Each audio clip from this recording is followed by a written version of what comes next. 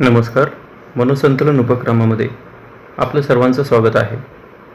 मी doctor Jitendra Gandhi आज आपल्यासमोर एक आगळा-वेगळा विषय मांडणार आहे, परंतु तो विषय अतिशय सूक्ष्म पद्धतीने आपण समजून घ्याल अशी अपेक्षा व्यक्त करतो.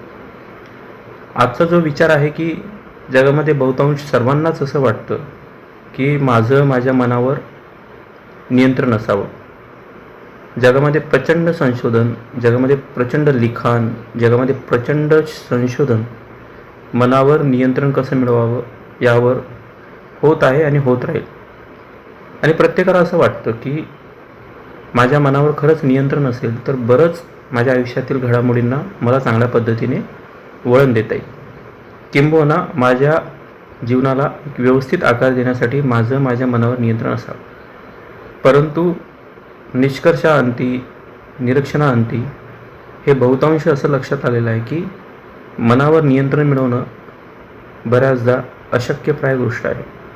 त्यामुळे त्या संदर्भात प्रवास न करता मनाचा जो सर्वात महत्त्वाचा पाया आहे, मनाचा जो सर्वात महत्त्वाचा घटक आहे, मनाचा जो सर्वात महत्त्वाचा केंद्रबिंदू आहे, त्यावर जर आपण लक्ष केंद्रित केलं तर कदाचित आपण मनाच्या नियंत्रणाची संकल्पना अधिक व्यापकपणे समजून घेऊ. काय असेल तो केंद्रबिंदू? तर त्या केंद्रबिंदूचं नाव आहे आपले विचार प्रक्रिया. आपले विचार हाच आपल्या मनाचा मूलभूत केंद्रीय घटक आहे. आता अजून थोड्याशा खालच्या पातळीवर जाऊन अजून थोडं सूक्ष्म पद्धतीने समजून घेऊयात की मनाच्या नियंत्रणापेक्षा मनामध्ये निर्माण होणारे किंवा निर्माण होऊ घातलेले किंवा निर्माण झालेले विचारांना स्वतः समजून घेणं आणि शक्य असल्यास त्यावर नियंत्रण मिळवल्यास आपोआपच नैसर्गिकरित्या आपण आपल्या मनावर नियंत्रण मिळवू शकू. आता आपल्या विचारांना नियंत्रित कसं करायचं किंवा आपल्या विचारांवर नियंत्रण कसं ठेवायचं, तर त्याच्या दोन मूलभूत गोष्टी आपण समजून घेतल्या पाहिजे. आपल्या मनामध्ये असंख्य विचार तयार होत राहतात. हे विचार सायंटिफिक आहेत, हे विचार प्रॅक्टिकल आहेत, हे विचार गरजेचे आहेत की नाही याचा कशाचाही संबंध नसतो. मनाला किंवा आपल्या विचारांना आपल्या आजूबाजूला घडणाऱ्या परिस्थितीमधून विचार निर्मिती करणं एवढंच ठाऊक असतं. त्यामुळे निर्माण होणारे सर्वच विचार हे अतिशय महत्त्वाचे असतात असं नाही. बहुतांशी त्यातले एक मेजॉरिटी विचार हे कुचकामी असतात, निरर्थक असतात आणि गरजेचे नसतात. याचाच अर्थ काय की विचारांची असंख्य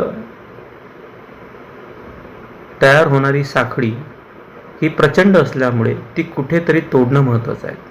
त्यामुळे निर्माण झालेले असंख्य विचार जसेच्या तसे स्वीकारणं आणि त्या आधारित कृती करण्याचा प्रयत्न करणं हे अशक्यप्राय आहे. आणि तिथूनच आपल्या खऱ्या इश्यूजना, आपल्या प्रॉब्लेम्सना, आपल्या लाईफमध्ये दुःख तयार होतं. एक उदाहरण घेऊयात. आज दोन लोकांचं भांडण झालं. भांडण झाल्यानंतर विचार मनामध्ये असे निर्माण झाले की त्या भांडणामध्ये माझ्यासमोर असलेली व्यक्ती ही अतिशय दृष्ट प्रवृत्तीची असा एक विचार तयार झाला आणि त्याच्यामुळे मला खूप त्रास सहन करावा लागतो. हा दुसरा एक विचार तयार झाला. तिसरा विचार असा होतो की आता मी या माणसाशी संबंधच ठेवणार नाही, मी कायमस्वरूपी या माणसाच्या रिलेशनशिपमधून बाहेर पडेल, मी याच्यासोबत राहणारच नाही, याच्याशी बोलणार नाही. म्हणजे याचा अर्थ काय की एका विचारानंतर प्रचंड मोठ्या संख्येने विचार येत राहतात. परंतु एक असा विचार करायला हरकत आहे का की दोन लोकांमध्ये मतभेद असणं, भांडण असणं हे नैसर्गिक आहे. त्यामुळे त्याच्या पुढच्या विचारांना थारा न देता ह्या भांडणाला कशा पद्धतीने मॅनेज करता येईल, ह्या भांडणाला कशा पद्धतीने कमी करता येईल किंवा या भांडणातून मुक्ती मिळवण्याचे मार्ग काय, असे विचार आपल्याला यायला पाहिजे. पण तसे विचार येत नाहीत. याचाच अर्थ काय की असंख्य निर्माण झालेल्या विचारांमधले महत्त्वाचे विचार काय, ते विचार महत्त्वाचे आहेत का, व्यावहारिक आहेत का, माझ्या जीवनाला आकार देणार आहेत का, अशी त्या विचारांची चाळणी होऊन खरं तर ते विचार आपण ॲक्सेप्ट करायला पाहिजे. परंतु बऱ्याचदा असं होतं की आपण जसेच्या तसे विचार स्वीकारतो आणि त्या विचारांवर कृती करायला सुरुवात करतो.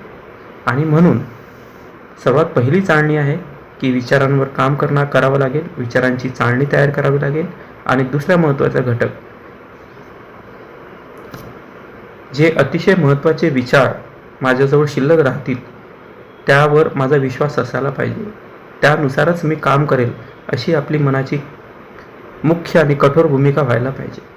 याचाच अर्थ काय की निर्माण होणारे विचार हे असंख्य असतील हे कायमस्वरूपी निर्माण होत राहतील. त्यांना चाळणी लावून महत्त्वाचे विचार आपल्याकडे ठेवावेत.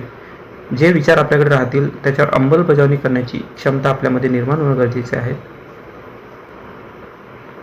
अजून एक छोटंसं उदाहरण घेऊ आणि समजून घेऊयात. समजा रात्री झोपताना तुम्ही उद्या विचार केला की मला उद्या सकाळी 5 वाजता उठायचं आहे आणि व्यायामाला सुरुवात करायची आहे. हा एक विचार आहे.